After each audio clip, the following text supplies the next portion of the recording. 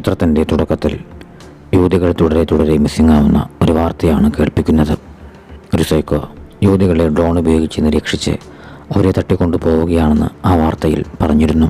ഈ ഒരു വാർത്ത കേട്ട യുവതി ഭീതിയോടെ തൻ്റെ ജനവാതിൽ അടയ്ക്കുകയാണ്. അതോടെ റിച്ചി എന്നു പേരുള്ള ആ സൈക്കോ അവൻ്റെ ഡ്രോൺ തൻ്റെ താവളത്തിലേക്ക് തിരികെ പറത്തി. ഇലക്ട്രോണിക്സ് ടെക്നോളജിയിൽ പ്രാഗൽഭ്യം നേടിയിരുന്ന വ്യക്തിയായിരുന്നു റിച്ചി. പിന്നീട് റിച്ചി ഡ്രോൺ വഴി പകർത്തിയിരുന്ന രംഗങ്ങൾ തൻ്റെ താവളത്തിലിരുന്ന് വീക്ഷിക്കുകയാണ്. അങ്ങനെ റിച്ചി തൻ്റെ അടുത്ത ഇരയെ നോട്ടം വെച്ചിരിക്കുകയാണ്.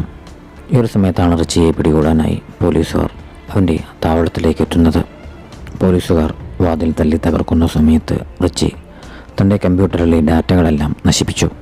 മയക്കുമരുന്നിനടിമയായിരുന്ന റിച്ചി പിന്നീട് അവിടെ അവൻ അർദ്ധനഗ്നയാക്കിയ നിലയിൽ ബന്ദിയാക്കിയിരുന്ന യുവതിയെ കൊലപ്പെടുത്തി ഒളിച്ചിരിക്കുകയാണ്.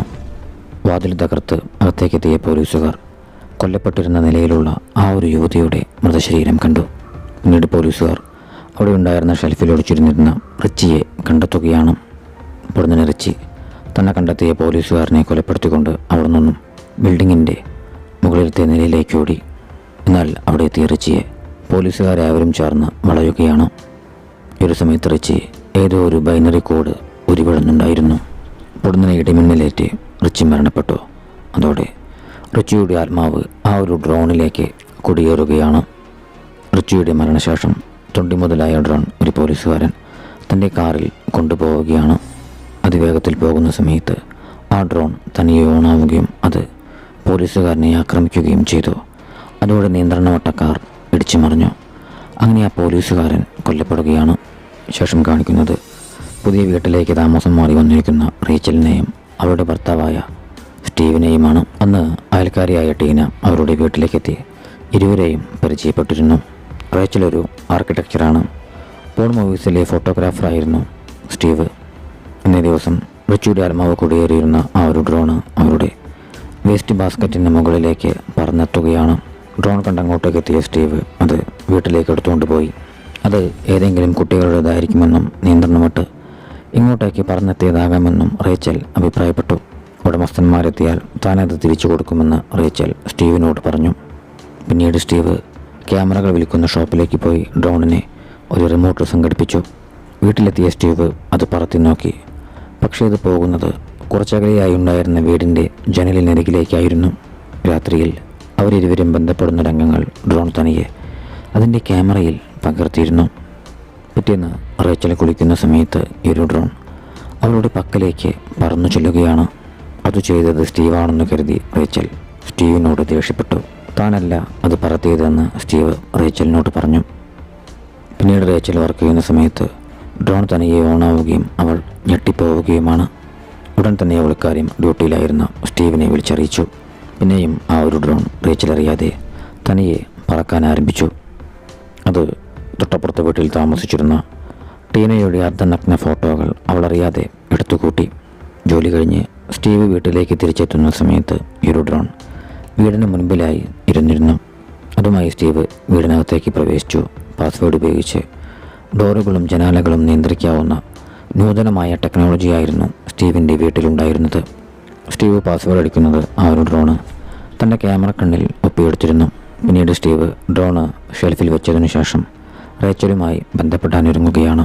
ഈ നേരത്തെ ആ ഡ്രോൺ തനിയെ പറക്കാൻ ആരംഭിച്ചു. അത് കണ്ട് റേച്ചലിൻ്റെ നായ കുരയ്ക്കുകയാണ്. നായയുടെ കുര കേട്ട് സ്റ്റീവിന് ദേഷ്യം വന്നു. അവൻ അതിൻ്റെ പക്കലേക്ക് ചെന്നു. എന്നാൽ ഈ ഒരു സമയത്തിനുള്ളിൽ തന്നെ ഡ്രോണ് ഷെൽഫിനകത്തേക്ക് തിരികെ കയറിയിരുന്നു. അതോടെ നായ വെറുതെ കുരച്ച് ശല്യമുണ്ടാക്കുകയാണെന്ന് കരുതി അവന് നായയോട് ദേഷ്യമായി. അതിനാൽ തന്നെ പിറ്റേന്ന് രാവിലെ സ്റ്റീവ് പുറത്തൊരു കുറ്റി നാട്ടുകയും അതിൽ നായയെ കെട്ടിയിടുകയും ചെയ്തു. ഈ രംഗങ്ങളെല്ലാം വിഷമത്തോടെ റേച്ചൽ വീക്ഷിക്കുന്നുണ്ടായിരുന്നു. ഈ ഒരു സമയത്ത് റേച്ചൽ സ്റ്റീവ് തൊട്ടപ്പുറത്തെ വീട്ടിലെ ടീനയെ എത്തി നോക്കുന്നത് കണ്ടിരുന്നു. ഈ ഒരു കാര്യം റേച്ചലിന് തീരെ അങ്ങ് ഇഷ്ടപ്പെട്ടിരുന്നില്ല. നമുക്കിന്ന് രാത്രിയിൽ ടീനയെ ഡിന്നറിനെ വിളിക്കാമെന്ന് പിന്നീട് റേച്ചൽ സ്റ്റീവിനോട് പറഞ്ഞു. അങ്ങനെ ആയിക്കോട്ടെ എന്നും പറഞ്ഞുകൊണ്ട് സ്റ്റീവ് ജോലിക്ക് പോയി. ഈ ഒരു സമയത്ത് ആ ഒരു ഡ്രോണ് റേച്ചലിൻ്റെ വീട്ടിലെ പാത്രങ്ങൾ തട്ടി പൊട്ടിക്കുകയാണ്. ശബ്ദം കേട്ട് റേച്ചൽ പൊട്ടിയ പാത്രങ്ങൾ പിറക്കി കൂട്ടാനായി അങ്ങോട്ടേക്ക് ചെന്നു. ഈ നേരത്തെ ആ ഡ്രോണ് താൻ എടുത്തിരുന്ന ഫോട്ടോകളും വീഡിയോകളുമെല്ലാം റേച്ചലിൻ്റെ കമ്പ്യൂട്ടറിലേക്ക് പകർത്തിയിരുന്നു. തിരികെ എത്തിയ റേച്ചൽ ആ ഒരു ഫോൾഡർ കണ്ട് അക്ഷരാർത്ഥത്തിൽ ഷോക്കായി. അതിൽ ഡ്രോൺ എടുത്തിരുന്ന റേച്ചൽ സ്റ്റീവുമായി ബന്ധപ്പെടുന്ന രംഗങ്ങളും ടീനയുടെ ഫോട്ടോകളുമായിരുന്നു ഉണ്ടായിരുന്നത്. ഇതെല്ലാം ചെയ്തത് സ്റ്റീവ് ആയിരിക്കുമെന്ന് റേച്ചൽ തെറ്റിദ്ധരിച്ചു. ടീനയ്ക്കൊപ്പം ഡിന്നർ കഴിക്കുന്ന സമയത്ത് ഈ ഒരു കാര്യം സൂചിപ്പിച്ചുകൊണ്ട് റേച്ചൽ സ്റ്റീവിനോട് ദേഷ്യപ്പെടുകയും അവിടെ നിന്ന് പോവുകയും ചെയ്തു. അതേസമയമാവട്ടെ ആ ഒരു ഡ്രോണ് നായയെ ഉപേക്ഷിക്കുന്നതിനെ പറ്റിയുള്ള കാര്യങ്ങളെല്ലാം ഇൻ്റർനെറ്റിൽ സെർച്ച് ചെയ്യുകയായിരുന്നു. റേച്ചലിൻ്റെ ഈ ഒരു പെരുമാറ്റ രീതി കണ്ട് ടീനയും ആശയക്കുഴപ്പത്തിലായി. അവൾ പോയതോടെ റേച്ചലിനെ ടെക്നോളജി ഇഷ്ടമല്ലെന്നും പറഞ്ഞുകൊണ്ട് അതിന് പിന്നീടുള്ള കാരണം സ്റ്റീവ് ടീനയോട് വിവരിക്കുകയാണ്. റേച്ചലിനെ അവളുടെ മുൻകാമുകൻ ഒരു റിമോട്ട് ടോയ് കാറ് സമ്മാനിച്ചിരുന്നു. അവൾ അത് ഉപയോഗിച്ച് കളിക്കുന്ന സമയത്ത് റോഡിലൂടെ വന്നിരുന്ന ഒരു കാർ ഡ്രൈവറുടെ ശ്രദ്ധ തെറ്റി. അങ്ങനെ ആ കാർ അപകടത്തിൽപ്പെടുകയും ഒരു കുട്ടിയുൾപ്പെടെ ആ കാറിലുണ്ടായിരുന്ന 3 പേരും കൊല്ലപ്പെടുകയും ചെയ്തു. അതോടുകൂടി അവൾ ടെക്നോളജിയെ വെറുത്തുപോയെന്നും അതുകൊണ്ടാണ് അവൾ ഇപ്രകാരമെല്ലാം പെരുമാറുന്നതെന്നും സ്റ്റീവ് ടീനയോട് പറഞ്ഞു. ഇരുവരുടെയും സംഭാഷണങ്ങൾ കേട്ടുകൊണ്ടാണ് റേച്ചൽ അങ്ങോട്ടേക്ക് എത്തിയത്. തന്നെപ്പറ്റിയുള്ള ഈ ഒരു രഹസ്യം സ്റ്റീവ് ടീനയോട് പറഞ്ഞിരുന്നത് റേച്ചലിനെ തീരെ അങ്ങ് ഇഷ്ടപ്പെട്ടിരുന്നില്ല. അതോടെ സ്റ്റീവും റേച്ചലും തമ്മിൽ വീണ്ടും വഴക്കായി.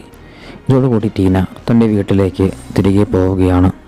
അല്പസമയം കഴിഞ്ഞ് റേച്ചൽ സ്റ്റീവിൻ്റെ പക്കലേക്ക് എത്തി. ഞാൻ പെട്ടെന്നുള്ള ദേഷ്യത്തിൽ പറഞ്ഞതാണെന്നും പറഞ്ഞ് സ്റ്റീവിനോട് മാപ്പ് പറഞ്ഞു. അന്ന് രാത്രിയിൽ ഇരുവരും ഉറങ്ങാൻ കിടന്ന സമയത്ത് ഡ്രോൺ സെക്യൂരിറ്റി സിസ്റ്റം ഹാക്ക് ചെയ്ത് വാതിൽ തുറന്ന് റേച്ചലിൻ്റെ നായയുടെ പക്കലേക്ക് ചെന്നു. അത് നായയെ പ്രലോഭിപ്പിച്ച് മതിലിന് മുകളിലൂടെ പറന്നു. നായ ഡ്രോണിന് പുറകെ മതിലിലേക്ക് എടുത്തു ചാടുകയും കഴുത്തിൽ കെട്ടിയിരുന്ന കയർ മുറുകി കൊല്ലപ്പെടുകയും ചെയ്തു. പിറ്റേന്ന് രാവിലെ എഴുന്നേറ്റ റേച്ചൽ ഈ ഒരു ദാരുണമായ കാഴ്ച കണ്ട് പൊട്ടിക്കരഞ്ഞു. പിന്നീട് സ്റ്റീവ് നായയുടെ ശരീരം മറവ് ചെയ്ത് അതിനെ കെട്ടിയിട്ടിരുന്ന ആ ഒരു കുറ്റി അവിടെ തറച്ചു വെച്ചു. നായയെ ഉപേക്ഷിക്കാനായി നിങ്ങൾ നെറ്റിൽ സെർച്ച് ചെയ്തിരുന്നത് താൻ കണ്ടിരുന്നുവെന്നും നിങ്ങൾ കാരണമാണ് നായ കൊല്ലപ്പെട്ടതെന്നും പറഞ്ഞ് റേച്ചൽ സ്റ്റീവിനോട് ദേഷ്യപ്പെട്ടു. സത്യത്തിൽ സ്റ്റീവിനെതിരെ സംശയം വരാനായി നെറ്റിൽ അപ്രകാരം സെർച്ച് ചെയ്തിരുന്നത് ഡ്രോണായിരുന്നു. പിന്നീട് സ്റ്റീവ് ജോലിക്ക് പോയതോടെ റേച്ചൽ വീട്ടിൽ TV കണ്ടുകൊണ്ടിരിക്കുകയാണ്. എന്നാൽ ഈ ഒരു സമയത്ത് ഡ്രോൺ തനിയെ ചാനലുകൾ മാറ്റി റേച്ചലുമായി ആശയവിനിമയം നടത്താനായി ശ്രമിക്കുകയാണ്. അതോടുകൂടി ഇക്കാര്യങ്ങളെല്ലാം ചെയ്യുന്നത് ഡ്രോൺ ആണോ എന്നുള്ളൊരു സംശയം റേച്ചലിൽ ഉടലെടുക്കുകയാണ്. ജോലി കഴിഞ്ഞ് വീട്ടിലേക്ക് എത്തിയ സ്റ്റീവിനെ അവളെ ഒരു കാര്യം അറിയിച്ചു. ശേഷം അവൾ ഡ്രോൺ കോപ്പി ചെയ്തിരുന്ന ആ ചിത്രങ്ങളെല്ലാം സ്റ്റീവിനെ കാണിച്ചു. ഈ ഡ്രോണ് നമുക്ക് കണ്ടുകിട്ടിയതാണ്. ഇതിന് ചിലപ്പോൾ മറ്റൊരു ഓണർ ഉണ്ടായിരിക്കാം. ഇക്കാര്യങ്ങളെല്ലാം ചെയ്യുന്നത് അയാളായിരിക്കുമെന്ന് സ്റ്റീവ് അഭിപ്രായപ്പെട്ടു. ചിലപ്പോൾ ഇതെല്ലാം സംഭവിക്കുന്നത് ഈ റിമോട്ടിൻ്റെ പ്രശ്നം കൊണ്ടാണെങ്കിലോ എന്ന് അവൻ അവളോട് ചോദിച്ചു. ഈ ഒരു സമയത്ത് പുറത്തുനിന്നും എന്തോ ഒരു ശബ്ദം കേട്ട് സ്റ്റീവ് വീടിന് വെളിയിലേക്ക് ഇറങ്ങി. അതോടെ ഡ്രോണ് വാതിലടച്ച് റേച്ചലിനെ പേടിപ്പിക്കാനായി ശ്രമിച്ചു. ശേഷം ഡ്രോണ് വാതിൽ തുറന്നു കൊടുക്കുകയും സ്റ്റീവ് അകത്തേക്ക് പ്രവേശിക്കുകയും ചെയ്തു. അത് റിമോട്ടിൻ്റെ തകരാറാണെന്ന് വിശ്വസിച്ച് ഡ്രോണുമായി സ്റ്റീവ് റിമോട്ട് വാങ്ങിയിരുന്ന ആ ഒരു കടയിലേക്ക് ചെന്നു. ഇത് ചിലപ്പോൾ നിങ്ങളുടെ വീടിൻ്റെ സെക്യൂരിറ്റി സിസ്റ്റത്തിലെ സിഗ്നൽസ് മൂലം സംഭവിക്കുന്നതായിരിക്കാം. ഞാൻ റിമോട്ടും ഡ്രോണും പെയർ ചെയ്ത് തരാമെന്നും പിന്നീട് ഇപ്രകാരം സംഭവിക്കില്ലെന്നും ടെക്നീഷ്യൻ സ്റ്റീവിനോട് പറഞ്ഞു. ശേഷം സ്റ്റീവ് സമാധാനത്തോടെ ഡ്രോണുമായി വീട്ടിലേക്ക് പോവുകയാണ്. എന്നാൽ ഈ ഒരു സമയത്ത് ഡ്രോണ് കാറിൻ്റെ സ്പീഡ് കൂട്ടുകയും സഡൻ ബ്രേക്ക് ഇട്ട് സ്റ്റീവിൻ്റെ തല പൊട്ടുകയും ചെയ്തിരുന്നു. വീട്ടിലേക്കെത്തിയ സ്റ്റീവ് ഇനി പ്രശ്നങ്ങളൊന്നും ഉണ്ടാവില്ലെന്നും താനത് സോൾവ് ചെയ്തെന്നും റേച്ചലിനെ അറിയിച്ചു. ഈ നേരത്താണ് റേച്ചൽ അവൻ്റെ തലയിൽ പറ്റിയിരുന്ന പരുക്ക് കാണുന്നത്. എന്നിരുന്നാലും തനിക്ക് പറ്റിയിരുന്ന അപകടത്തെക്കുറിച്ച് സ്റ്റീവ് റേച്ചലിനോട് പറഞ്ഞിരുന്നില്ല. അന്നേ ദിവസം രാത്രിയിൽ ഡ്രോണ് തൊട്ടപ്പുറത്തെ താമസക്കാരിയായ ടീനയെ ക്രൂരമായി കൊലപ്പെടുത്തിയിരുന്നു. പിറ്റേന്ന് രാവിലെ പോലീസ് എത്തി മൃതദേഹം മാറ്റുന്ന സമയത്താണ് ഇരുവരും ഈ ഒരു സംഭവം അറിഞ്ഞിരുന്നത്. പോലീസുകാർ സ്റ്റീവിൻ്റെ വീട്ടിലേക്കെത്തി ഇരുവരെയും ചോദ്യം ചെയ്തു. സ്റ്റീവിൻ്റെ നെറ്റിയിൽ മുറിവുണ്ടായിരുന്നത് പോലീസുകാരിൽ സംശയം ജനിപ്പിച്ചു. അങ്ങനെ അവർ സ്റ്റീവിനെ കസ്റ്റഡിയിലെടുത്തു. ഉടൻ തന്നെ റേച്ചൽ ഡ്രോൺ പകർത്തിയിരുന്ന അവരുടെ കമ്പ്യൂട്ടറിലുണ്ടായിരുന്ന ടീനയുടെ ഫോട്ടോകൾ ഡിലീറ്റ് ചെയ്ത് കളഞ്ഞു. എന്നാൽ ഈ ഒരു സമയത്തിനുള്ളിൽ തന്നെ ഡ്രോൺ അത് പോലീസുകാർക്ക് അയച്ചു കൊടുത്തിരുന്നു. ഇക്കാര്യം പോലീസുകാർ സ്റ്റീവിനെ കാണിക്കുകയും ചിലപ്പോൾ നിങ്ങളുടെ ഭാര്യ തന്നെയായിരിക്കാം ഇത് ചെയ്തതെന്നും പറഞ്ഞ് അവർ സ്റ്റീവിനെ ചോദ്യം ചെയ്യുകയാണ്. രാത്രിയോടെ റേച്ചൽ പോലീസുകാരുടെ പക്കലേക്ക് എത്തുകയും ഇതെല്ലാം ചെയ്തത് ഒരു ഡ്രോണാണെന്ന് അവരോട് പറയുകയും ചെയ്തു. പക്ഷേ പോലീസുകാരതൊന്നും വിശ്വസിച്ചിരുന്നില്ല. വിഷമത്തോടെ വീട്ടിലേക്ക് തിരിച്ചുപോയ റേച്ചൽ കണ്ടത് ആ ഡ്രോണ് തൻ്റെ വീട് ഒരു മണിയറ പോലെ അലങ്കരിച്ചിരിക്കുന്നതാണ്. പിന്നീട് ഡ്രോണ് റേച്ചലിനെ ആക്രമിക്കുകയും അവളുടെ മുടിക്കുത്തിന് പിടിച്ച് അവളെ വലിച്ചിഴയ്ക്കുകയും ചെയ്തു. കോപാകുലയായ റേച്ചൽ ആ ഡ്രോൺ തല്ലി പൊട്ടിച്ചുകൊണ്ട് വീട്ടിൽ നിന്നും ഇറങ്ങിയോടി.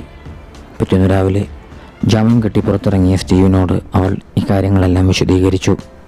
നീ എന്ത് പണിയാണ് കാണിച്ചത്? ഞാനിപ്പോൾ കൊലക്കേസ് പ്രതിയാണ്. ഇതിൽ നിന്നും എനിക്ക് ഊരിപ്പോരണമെങ്കിൽ കൊലയാളിയായ ആ ഡ്രോണിനെ പോലീസുകാർക്ക് കാണിച്ചു കൊടുക്കണം. എങ്ങനെയെങ്കിലും നമുക്കത് കണ്ടെത്തണമെന്ന് സ്റ്റീവ് റേച്ചലിനോട് പറഞ്ഞു. എന്നാൽ തിരികെ വീട്ടിലേക്ക് എത്തി നോക്കിയപ്പോൾ ഡ്രോണിൻ്റെ കുറച്ച് അവശിഷ്ടങ്ങൾ മാത്രമേ അവിടെ ഉണ്ടായിരുന്നുള്ളൂ. ഡ്രോണ് രക്ഷപ്പെട്ടിരിക്കുന്നു. ഏറെ പരിശോധിച്ചിട്ടും ഡ്രോൺ കണ്ടെത്താൻ സാധിക്കാതെ വന്നതോടെ അവർ ഒരു സ്വകാര്യ ഏജൻസിയിലെ ഡിറ്റക്റ്റീവിനെ അതിനായി വിളിച്ചു വരുത്തി. കാര്യങ്ങളെല്ലാം അവർ ഡിറ്റക്റ്റീവിനോട് വെളിപ്പെടുത്തി. അവശിഷ്ടങ്ങളിൽ നിന്നും ഡിറ്റക്റ്റീവ് ഡ്രോണിൻ്റെ ഒരു ചിപ്പ് കണ്ടെത്തുകയും അതുപയോഗിച്ച് ഡ്രോണിൻ്റെ ലൊക്കേഷൻ മനസ്സിലാക്കാൻ സാധിക്കുമെന്ന് അവരോട് പറയുകയും ചെയ്തു. പിറ്റേന്ന് ഡ്രോണായി മാറിയിരുന്ന റിച്ചി ടെക്നീഷ്യനായ തൻ്റെ അനിയൻ്റെ പക്കലേക്ക് ചെല്ലുകയാണ്. ഡ്രോണിലുള്ളത് തൻ്റെ ആത്മാവാണെന്ന് റിച്ചി അനിയനോട് വെളിപ്പെടുത്തി. ഞാൻ കുറച്ച് സാധനങ്ങൾ ഓർഡർ ചെയ്തിട്ടുണ്ടെന്നും അതുപയോഗിച്ച് നീ ഈ ഡ്രോൺ കൂടുതൽ ശക്തനാക്കണമെന്നും റിച്ചി അനിയനോട് പറഞ്ഞു. അല്പസമയത്തിനകം തന്നെ ഡ്രോൺ ഓർഡർ ചെയ്തിരുന്ന പാർസൽ അങ്ങോട്ടേക്കെത്തി. അതുപയോഗിച്ച് റിച്ചിയുടെ അനിയൻ ഡ്രോണിനെ കൂടുതൽ ശക്തനാക്കി മാറ്റി. ആ രാത്രിയിൽ ഡിറ്റക്റ്റീവ് സ്റ്റീവിനെ വിളിക്കുകയും ഡ്രോണിൻ്റെ ഇപ്പോഴുള്ള ലൊക്കേഷൻ അവനെ പറഞ്ഞു കൊടുക്കുകയും ചെയ്തു. പിന്നീട് ഡിറ്റക്റ്റീവ് ബാത്റൂമിലിരുന്ന് ഡ്രോണിൻ്റെ ലൊക്കേഷൻ നിരീക്ഷിച്ചു കൊണ്ടിരിക്കുകയാണ്. ഈ ഒരു സമയത്താണ് ആ ഡ്രോണ് തനിക്കരികിലായി ഉണ്ടെന്ന് അയാൾ ഭീതിയോടെ തിരിച്ചറിയുന്നത്. ഉടനെ വെന്റിലേറ്റർ വഴി ബാത്റൂമിലേക്ക് എത്തിയ ഡ്രോണ് അയാളെ അതിൻ്റെ ബ്ലേഡ് ഉപയോഗിച്ച് ക്രൂരമായി കൊലപ്പെടുത്തുകയാണ്. പിറ്റേന്ന് രാവിലെ ഈ ചിത്രങ്ങൾ ഡ്രോൺ സ്റ്റീവിൻ്റെ മൊബൈൽ ഫോണിലേക്ക് അയച്ചു കൊടുത്തു. ഇതറിഞ്ഞ് എത്രയും വേഗം നമുക്ക് ഡിറ്റക്റ്റീവ് പറഞ്ഞിരുന്ന സ്ഥലത്തേക്ക് പോയി ആ ഡ്രോൺ നശിപ്പിക്കണമെന്ന് റേച്ചൽ അഭിപ്രായപ്പെട്ടു. അങ്ങനെ അവരിരുവരും ചേർന്ന് റിച്ചിയുടെ അനിയൻ്റെ പക്കലേക്ക് ചെല്ലുകയാണ്. അയാളുടെ റൂം കണ്ടപാടെ തന്നെ അയാളൊരു ഇലക്ട്രോണിക്സ് ടെക്നീഷ്യനാണെന്ന് ഇരുവർക്കും മനസ്സിലായി. ഈ ഒരു സമയത്താണ് റേച്ചൽ അയാൾ റിച്ചിയുടെ അനിയനാണ് എന്നുള്ള വസ്തുത തിരിച്ചറിയുന്നത്. കാരണം റിച്ചിയായിരുന്നു റേച്ചലിൻ്റെ മുൻ കാമുകൻ. ഈ ഒരു സമയത്ത് റിച്ചിയുടെ അനിയൻ സ്റ്റീവിനെ മർദ്ദിക്കാനായി ശ്രമിച്ചു. അതോടെ ഇരുവരും ചേർന്ന് അയാളെ ആക്രമിച്ചു വീഴ്ത്തി. എന്നാൽ തലയടിച്ച് വീണിരുന്ന റേച്ചലിൻ്റെ അനിയൻ അബദ്ധത്തിൽ അവിടെ വെച്ച് മരണപ്പെടുകയാണ്. നമുക്ക് ഇക്കാര്യം പോലീസിൽ അറിയിച്ചാലോ എന്ന് സ്റ്റീവ് അഭിപ്രായപ്പെട്ടെങ്കിലും നമുക്കവിടെ നിന്നും എത്രയും വേഗം രക്ഷപ്പെടാമെന്നും പറഞ്ഞുകൊണ്ട് റേച്ചൽ അവനെയും കൂട്ടി ഇറങ്ങിയോടി. റിച്ചി ടെക്നോളജിയിൽ വിദഗ്ധനായിരുന്നു. ഈ ഡ്രോൺ കാണിച്ചിരുന്ന സകല വൃത്തികേടും റിച്ചിയും ചെയ്തിരുന്നു. അതുകൊണ്ടാണ് ഞങ്ങൾ ബ്രേക്കപ്പ് ആയത്. ഈ ഡ്രോൺ റിച്ചി തന്നെയാണെന്ന് അവൾ സ്റ്റീവിനെ അറിയിച്ചു. വീട്ടിലേക്ക് തിരിച്ചെത്തിയവർ ഡ്രോൺ എടുത്തിരുന്ന പ്രിൻ്റുകളും ചുമരിലൊട്ടിച്ചു വെച്ചിരുന്ന ചിത്രങ്ങളും കണ്ട് ഭയചകിതരായി. ഈ ഒരു സമയത്താണ് സ്റ്റീവിനെ അറസ്റ്റ് ചെയ്ത് കൊണ്ടുപോകാനായി പോലീസുകാർ അങ്ങോട്ടേക്ക് എത്തുന്നത്. ആ ഒരു ഡ്രോൺ പോലീസുകാർക്കകത്തേക്ക് പ്രവേശിക്കാനായി വാതിൽ തുറന്നു കൊടുത്തു.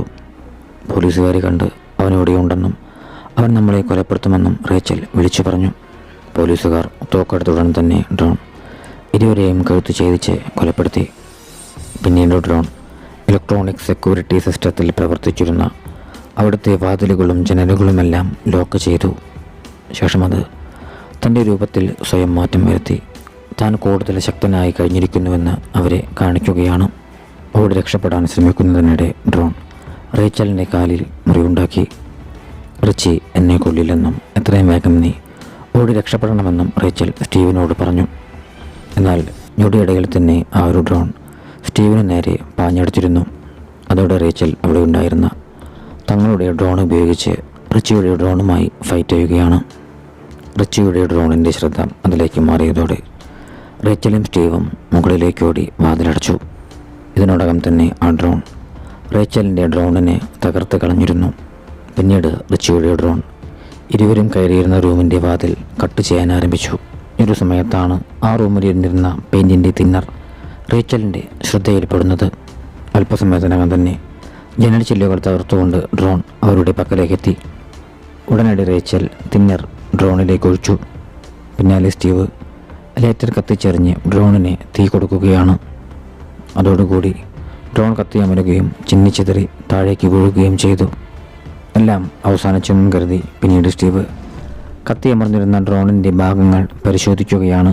ഈ ഒരു സമയത്ത് ഡ്രോണിൻ്റെ ചിപ്പ് സ്റ്റീവിൻ്റെ കണ്ണ് സ്കാൻ ചെയ്യുകയും അങ്ങനെ റിച്ചിയുടെ ആത്മാവ് സ്റ്റീവിൻ്റെ ദേഹത്തേക്ക് പ്രവേശിക്കുകയും ചെയ്തു. അതോടെ സ്റ്റീവ് റിച്ചിയായി മാറി റേച്ചലിനെ കൊലപ്പെടുത്താനായി ശ്രമിക്കുകയാണ്. ഉടനടി റേച്ചൽ കയ്യിൽ കിട്ടിയ ഒരു പ്ലഗ് പോയിന്റ് എടുത്ത് സ്റ്റീവിൻ്റെ കണ്ണിലേക്ക് കുത്തി. ശേഷം അവൾ അവിടെ നിന്നും സ്റ്റീവിനെ ജനൽ വഴി താഴേക്ക് തള്ളിയിടുകയാണ്. താഴേക്ക് വീണ സ്റ്റീവിൻ്റെ ദേഹത്തേക്ക് അവൻ നായയുടെ ശവകുടീരത്തിൽ കുത്തിവെച്ചിരുന്ന ആ ഒരു വടി കുത്തിക്കയറി. ഈ ഒരു നേരത്ത് സ്വബോധം തിരിച്ചു കിട്ടിയ സ്റ്റീവ് റേച്ചലിനെ സ്നേഹത്തോടെ വിളിച്ചുകൊണ്ട് മരണപ്പെടുകയാണ്. ദാരുണമായ ഈ ഒരു കാഴ്ച കണ്ട് റേച്ചൽ വിങ്ങിപ്പൊട്ടി. ഈ ഒരു രംഗത്തോടു കൂടി ചിത്രം അവസാനിക്കുകയാണ്.